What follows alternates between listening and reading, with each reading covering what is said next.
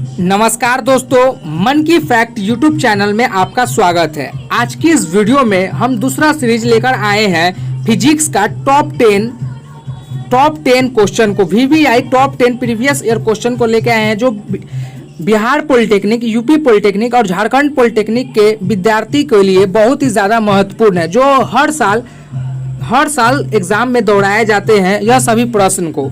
तो चलिए इस वीडियो में हम आगे बढ़ते हैं। दोस्तों, अगर आपने पहला सीरीज टॉप 10 का नहीं देखा है तो आप उसे देख लें, क्योंकि बहुत ही ज़्यादा महत्वपूर्ण प्रश्न को दोहराया गया है। इस वीडियो में भी आज हम बात करने वाले हैं। तो चलिए बिना समय गवाए इस वीडियो में आगे बढ़ते हैं। चलिए सवाल नंबर 15, समुद्र की गहराई नापने के लिए किसका उपयोग करते हैं? ए माइक्रोफोन का, बी फैदोमीटर का, या सी रेडार का, या डी इनमें से कोई नहीं। दोस्तों, समुद्र की गहराई नापने के लिए हम फैदोमीटर का उपयोग करते हैं। इसका जो सही जवाब होगा वो होगा बी। समुद्र की गहराई नापने के लिए हम फैदोमीटर का उपयोग करते हैं। और रेडार किस में नापते हैं? तो दोस्तों, हम दूरी और दिशा को नापने के लिए हम रेडार का उपयोग करते हैं। जैसे हम एरोप्लेन जो चल रही है उसी की दिशा को नापने के लिए हम रेडार का उपयोग करेंगे। मोटरसाइकिल की स्पीड को नापने के लिए हम रेडार का उपयोग करेंगे। माइक्रोफोन किसके उपयोग में करते हैं? तो माइक्रोफोन हम मोबाइल में उपयोग करते हैं, किसी से बातचीत करने के लिए उपयोग करते हैं, और शादी में बजने वाले डीजे में उसमें हम उपयोग करते हैं माइक्रोफोन का। चलिए सवाल नंबर 16, मोटर गाड़ियों में किस प्रकार का स्टीयरिंग चलाने के लिए सुविधाजनक होगा? दोस्तों, मोटर गाड़ी में किस प्रकार का स्टीयरिंग चलाने के लिए सुविधाजनक होगा, कंफर्टेबल होगा? ए छोटे व्यास वाला, बी बड़े व्यास वाला, सी धातु का बना हुआ, या डी इनमें से कोई नहीं। तो दोस्तों, मोटर गाड़ियों में ऐसा स्टीयरिंग होना चाहिए ऐसा कि जो कम स्पेस ले और कंफर्टेबल हो। तो इसका जो सही जवाब होगा दोस्तों ए छोटे व्यास वाला। इसका जो सही जवाब होगा, मोटर गाड़ियों में किस प्रकार का स्टीयरिंग होना चाहिए, तो वो होगा ए छोटे व्यास वाला। चलिए सवाल नंबर 17, तरंगदैर्घ्य बढ़ाने पर अपवर्तनांक बढ़ता है, या बी घटता है, या सी पहले बढ़ता है फिर घटता है, या डी अपरिवर्तित रहता है। दोस्तों, तरंगदैर्घ्य बढ़ने पर अपवर्तनांक जो है वो घटता है। तो इसका सही जवाब होगा बी। सवाल नंबर 18, विद्युत बल्ब में फिलामेंट बना होता है। ए टंगस्टन का, बी एल्युमिनियम का, या सी तांबा का, या डी नाइक्रोम का। दोस्तों, यह बहुत ही ज्यादा वीवीआई क्वेश्चन है। यह 2022 में आने का चांस है। यह क्वेश्चन 2022 में आने का चांस है, इसलिए आप इसे अपने नोटबुक में जरूर लिख लें, क्योंकि यह बहुत ही ज्यादा वीवीआई क्वेश्चन है। तो इसका जो सही जवाब होगा दोस्तों ए टंगस्टन का। विद्युत बल्ब में जो फिलामेंट होता है वो टंगस्टन का बना होता है। चलिए सवाल नंबर 19, 4 डायोप्टर क्षमता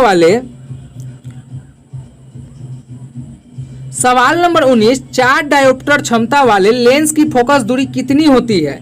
दोस्तों, 4 डायोप्टर क्षमता वाले लेंस की फोकस दूरी कितनी होती है? ए 4 मीटर, बी 4 सेंटीमीटर, या सी 3.2 मीटर, या डी 25 सेंटीमीटर। दोस्तों, फोकस दूरी नापने के लिए हमें 1/, लेंस की क्षमता को हमें पहले ज्ञात करना होगा। तो 1/, लेंस की क्षमता कितना है? 4 डायोप्टर। तो 4 दोस्तों मीटर को हमें सेंटीमीटर में बदलने के लिए हमें 100 से मल्टीप्लाई करना होगा। तो 100 से जब हम मल्टीप्लाई करते हैं तो 4 को हम 100 से काटते हैं तो 25 सेंटीमीटर आता है। तो जो इसका सही जवाब होगा दोस्तों 25 सेंटीमीटर। इसका जो सही जवाब होगा डी। 4 डायोप्टर क्षमता वाले लेंस की जो फोकस दूरी होगी वो 25 सेंटीमीटर होगी। इसका जो सही जवाब है डी।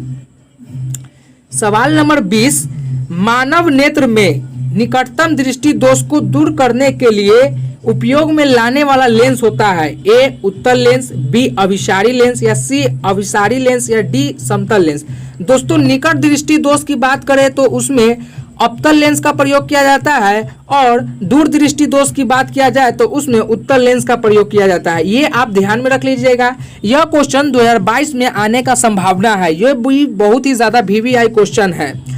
ठीक है दोस्तों, तो मानव नेत्र में निकट दृष्टि दोष को दूर करने के लिए उपयोग में लाने वाला लेंस है। इसका सही जवाब होगा सी अपसारी लेंस। अवतल लेंस को हम अपसारी लेंस भी कहते हैं। और मानव नेत्र में दूर दृष्टि दोष को दूर करने के लिए उपयोग में लाने वाला लेंस होगा तो वो होगा ए उत्तल लेंस। ठीक है दोस्तों, चलिए ध्वनि तरंग है? ए अनुदैर्घ्य तरंग है, अनुप्रस्थ, बी अनुप्रस्थ तरंग है, या सी कभी अनुप्रस्थ कभी अनुदैर्घ्य होती है, या डी इनमें से कोई नहीं। दोस्तों ए ध्वनि तरंग अनुप्रस्थ तरंग होती है। दोस्तों इसका सही जवाब होगा बी। प्रतिध्वनि का कारण है दोस्तों, प्रतिध्वनि का कारण है ए ध्वनि का परावर्तन, सॉरी दोस्तों, ए ध्वनि का अपवर्तन, या बी ध्वनि का परावर्तन, या सी ध्वनि का टक्कर, या डी इनमें से कोई नहीं। पहले हम जानते हैं दोस्तों प्रतिध्वनि किसे कहते हैं। प्रतिध्वनि हम उसे कहते हैं जो ध्वनि को पुनः वापस ले आए, किसी चीजों से टकराकर पुनः वापस आती है, उसे हम प्रतिध्वनि कहते हैं। जैसे में किसी दीवार से किसी साउंड को टकराकर वापस आना, या किसी पहाड़ों से टकराकर वापस आना, उसे ही हम प्रतिध्वनि कहते हैं। तो जो प्रतिध्वनि जो होती है, इसका जो कारण है, मुख्य कारण है, वो है ध्वनि का परावर्तन होना। ध्वनि के परावर्तन के कारण ही प्रतिध्वनि उत्पन्न होती है। तो इसका सही जवाब होगा दोस्तों बी। चलिए सवाल नंबर 23, पृथ्वी पर किसी वस्तु का पलायन होगा? पृथ्वी पर किसी वस्तु का पलायन होगा। ए वस्तु के द्रव्यमान पर निर्भर करता है, या बी वस्तु के आकार पर निर्भर करता है, या सी वस्तु के द्रव्यमान से स्वतंत्र होता है, या डी वस्तु के द्रव्यमान और आकार दोनों पर निर्भर करता है। तो दोस्तों पृथ्वी पर किसी वस्तु का जो पलायन होता है वो वस्तु के द्रव्यमान से स्वतंत्र होता है। वस्तु के जो द्रव्यमान से वो हमेशा फ्रीडम में रहता है। तो इसका सही जवाब हो जाएगा दोस्तों सी। सवाल नंबर 24, कमानीदार घड़ी में संचित ऊर्जा होती है। ए स्थितिज ऊर्जा, बी स्थितिज ऊर्जा, या सी रासायनिक ऊर्जा, या डी परमाणु ऊर्जा। दोस्तों कमानीदार घड़ी जो है, जो पहले के जमाने में उपयोग किया जाता था, जिसमें सुई नहीं होती थी, उस समय चाबियां होती थी। तो जो चाबियां होती थी तो उसे में जो ऊर्जा लगती थी, जब उसे घुमाने में विपरीत जो ऊर्जा लगती थी, जो उसको उसी ऊर्जा को हम स्थितिज ऊर्जा कहते हैं। तो दोस्तों बी कमानीदार घड़ी में जो संचित ऊर्जा लगती है, वो उसको जो कौन सा ऊर्जा लगती है, तो वो ऊर्जा लगती है स्थितिज ऊर्जा लगती है। सवाल नंबर 25, गति घर्षण बल। गति घर्षण बल चरम घर्षण बल से ए बड़ा होता है, बी छोटा होता है, या सी बराबर होता है, या डी कभी बड़ा तो कभी छोटा होता है। दोस्तों गति घर्षण बल हमेशा चरण घर्षण बल से छोटा ही होता है। तो इसका सही जवाब हो जाएगा दोस्तों बी। सवाल नंबर 26, निम्नलिखित में से किस समूह की सभी राशियां सदिश होती है? दोस्तों सदिश और अदिश किसे कहते हैं, पहले हम जान लेते हैं। सदिश वैसे जिसमें परिमाण और दिशा दोनों हो, उसे हम सदिश कहते हैं। और अदिश वैसे जिसमें सिर्फ केवल परिमाण हो और दिशा न हो, उसे हम अदिश राशि कहते हैं। तो एक कार्य ऊर्जा बल, ये जो है इसमें कार्य जो है इसमें केवल परिमाण और केवल परिमाण है, और ये क्या कहते हैं दिशा नहीं है। ऊर्जा में है, ऊर्जा में भी नहीं होती है, बल में होती है, चाल में नहीं होती है, त्वरण में होती है, वेग में भी होती है। दोस्तों इसका जो सही जवाब होगा सी होगा। वेग त्वरण बल जो है वो एक सदिश राशि है, नहीं तो बाकी सब का सब अदिश राशि है। सवाल नंबर 27, यदि दो राशियों का परस्पर ग्राफ सरल रेखा हो तो राशियां होगी। ए अचर होती है, या बी बराबर होती है, या सी व्युत्क्रमानुपाती होती है, या डी अनुक्रमानुपाती होती है। दोस्तों दो राशियों का परस्पर ग्राफ सरल रेखा जो होगी वो होगी अनुक्रमानुपाती होती है। तो इसका जो सही जवाब हो जाएगा दोस्तों वो होगा डी। ध्वनि तरंग का वेग सबसे अधिक होता है। ध्वनि तरंग का वेग सबसे अधिक होता है किसमें? सबसे अधिक ध्वनि का वेग होता है। तो ए द्रव में, या बी ठोस में, या सी गैस में, या डी निर्वात में।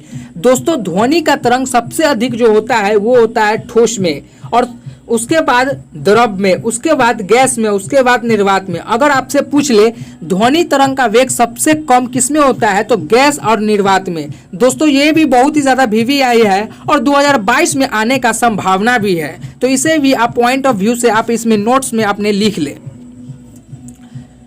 चलिए प्राश्रव ध्वनि की आवृत्ति होती है। प्राश्रव ध्वनि की आवृत्ति होती है, कितना होती है? 20,000 हर्ट्ज से अधिक। क्या होगी? इसका सही जवाब होगा दोस्तों डी। चलिए इस अंतरिक्ष में रॉकेट में गतिशील व्यक्ति में ए स्थितिज ऊर्जा होती है, बी गतिज ऊर्जा होती है, सी दोनों होती है, या डी कोई ऊर्जा नहीं होती है। दोस्तों अंतरिक्ष में जो रॉकेट होती है वो गतिशील करती है, उसका जो ऊर्जा होती है वो हमेशा गतिज ऊर्जा में बदलती रहती है। चलिए सवाल नंबर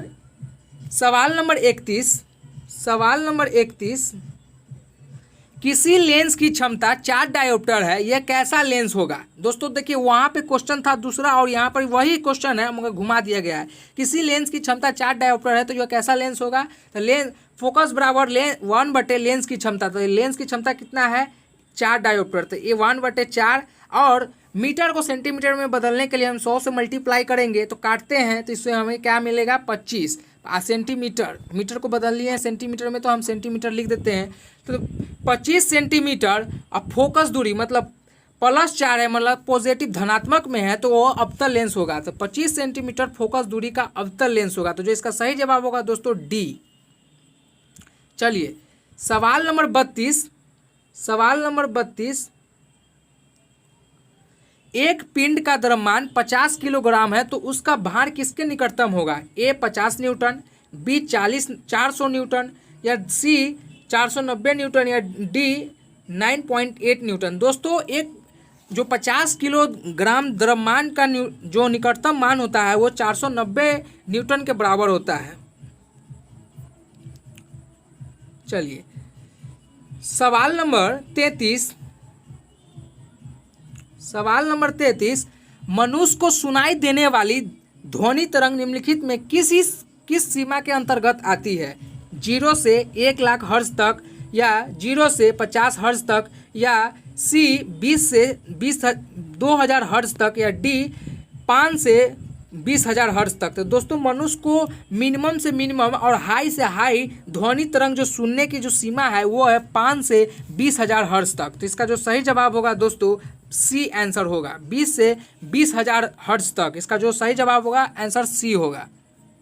चलिए सवाल नंबर 34 एक शांत जलाशय में प्लास्टिक की नाव प्लावन कर रही है। अब यदि पत्थर का टुकड़ा फेंककर पानी में विक्षोभन उत्पन्न किया जाए तो नाव ए आगे बढ़ेगी, बी पीछे हटेगी या सी उछलकर हवा में चली जाएगी या डी अपने ही स्थान पर ऊपर नीचे होगी। दोस्तों यह आप एक्सपेरिमेंट आप अपने स्कूल में किए होंगे। जब पानी बारिश आ जाती थी तो आप अपने कागज़ से नाव बनाते थे और पानी में फेंक देते थे तो और उसके बाद कटर या किसी चीज़ से आप उस पर मारते थे कि आगे पीछे हो। तो वो जब फेंकते थे पानी में, जब किसी चीज़ कंकड़ को फेंकते थे तो उसमें क्या हलचल होती थी, वह ऊपर नीचे और आगे पीछे मात्र करता था। तो जो इसका सही जवाब होगा दोस्तों डी अपने ही स्थान पर रहेगा और ऊपर नीचे आगे पीछे करेगा। जो इसका शांत जलाशय में प्लास्टिक का जो प्लावन करेगी वो करेगी स्थान के ऊपर और नीचे। तो इसका सही जवाब होगा दोस्तों डी अपने ही स्थान पर ऊपर नीचे करेगी। दोस्तों ये भी बहुत ही ज़्यादा VVI क्वेश्चन है, 2022 में आने की संभावना भी है। सवाल नंबर 35 इस्पात रेल की पटरी किस धातु की बनी होती है। ए इस्पात की, बी तांबे की या सी पिटवे लोहे की या डी ढालवा लोहे की। दोस्तों रेल की पटरी या रेलवे ब्रिज किस धातु की बनी होती है। तो वो जो धातु बनी होती है वो बनी होती है इस्पात की। इसका जो सही जवाब होगा दोस्तों ए। सवाल नंबर 36 कमानीदार घड़ी में कौन सी ऊर्जा संचित रहती है। ए गतिज ऊर्जा, बी रासायनिक ऊर्जा या सी विद्युत ऊर्जा या डी स्थितिज ऊर्जा। दोस्तों यह प्रश्न दोहराया गया है फिर से, तो इसका जो सही जवाब होगा स्थितिज ऊर्जा। सवाल नंबर 36 का इसका सही जवाब होगा डी स्थितिज ऊर्जा। ये भी बहुत ही ज़्यादा VVI है, 2022 में आने की संभावना है। सवाल नंबर 36 न्यूटन किसका मात्रक है। ए बल का, बी कार्य का, सी त्वरण का या डी आघूर्ण का। दोस्तों न्यूटन किसका मात्रक है। न्यूटन का ऐसा यूनिट जो होगा वो बल होगा। किसका होगा वो बल का होगा। कार्य का ऐसा यूनिट क्या होगा तो कार्य का ऐसा यूनिट होगा जूल। त्वरण का क्या होगा तो त्वरण का मीटर प्रति सेकेंड स्क्वायर होगा। दोस्तों चलिए सवाल नंबर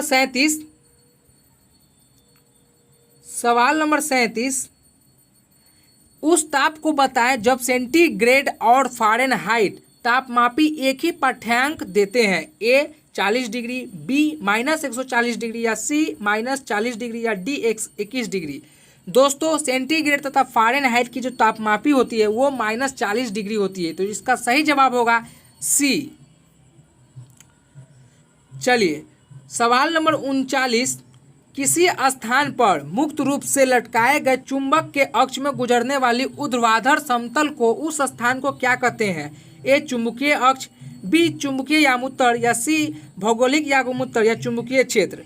दोस्तों किसी भी मुक्त स्थान पर लटकाए गए चुंबक जो होगा वो इस प्रकार करते रहेगा, अप और डाउन, नॉर्थ और साउथ में करते रहेगा। तो इसका सही जवाब होगा दोस्तों बी चुंबकीय यामुत्तर, आते जाएगा और जाते जाएगा। सवाल नंबर 39 ध्रुव का नमन कोण क्या होगा? ए 0 डिग्री, बी 45 डिग्री, सी 60 डिग्री या डी 90 डिग्री।